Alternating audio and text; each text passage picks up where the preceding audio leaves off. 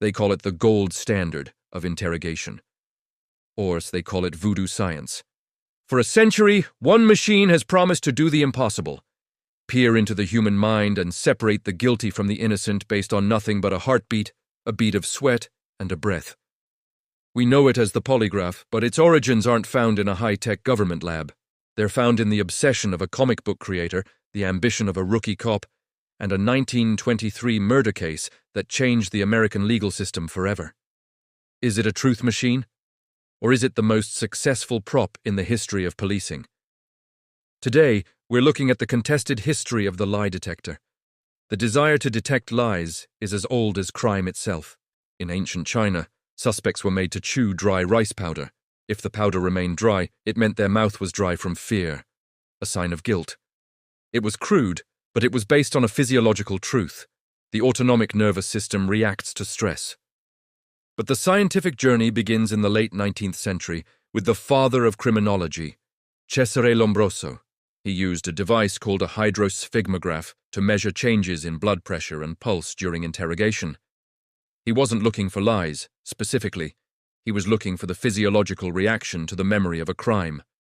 However, the man who turned this into a lie detector was William Moulton Marston. Does that name sound familiar? It should. Marston is the creator of the superhero Wonder Woman. Before he was writing comics, Marston was a psychologist at Harvard. In 1915, he developed the disruption theory.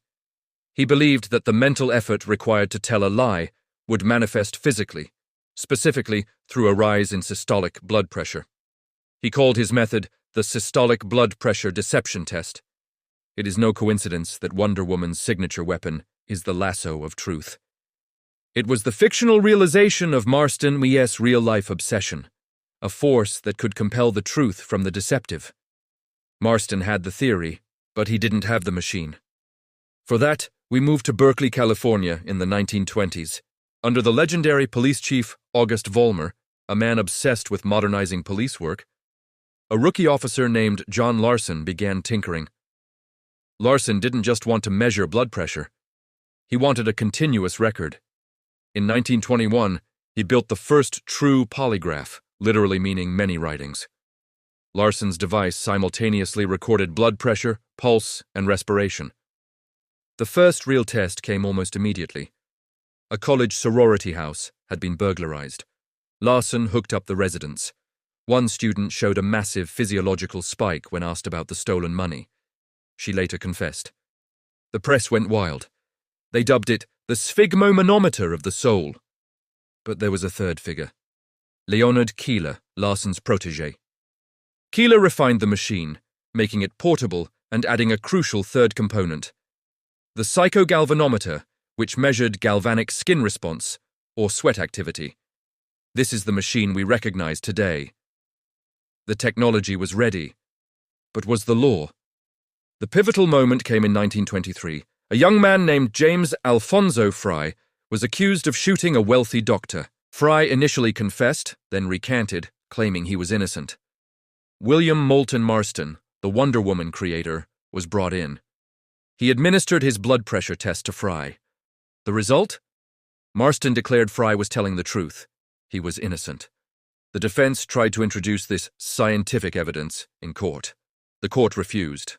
In a landmark decision, they ruled that the lie detector had not yet gained standing and scientific recognition among physiological and psychological authorities. This ruling established the Fry standard, a legal precedent used for decades. It basically said, unless the scientific community agrees this works, you can't use it in court. The lie detector was banished from the courtroom, but it found a new home in the interrogation room. This brings us to the modern criminological debate. If the courts won't accept it, why do police still use it? The uncomfortable truth is that the polygraph does not detect lies. It detects arousal. Fear, anxiety, anger, and shame all look remarkably like deception on a chart. This creates two dangerous problems. First, the false negative. Psychopaths who lack empathy or guilt can often beat the machine. Gary Ridgway, one of America's most prolific serial killers, passed a polygraph in 1984 while actively killing.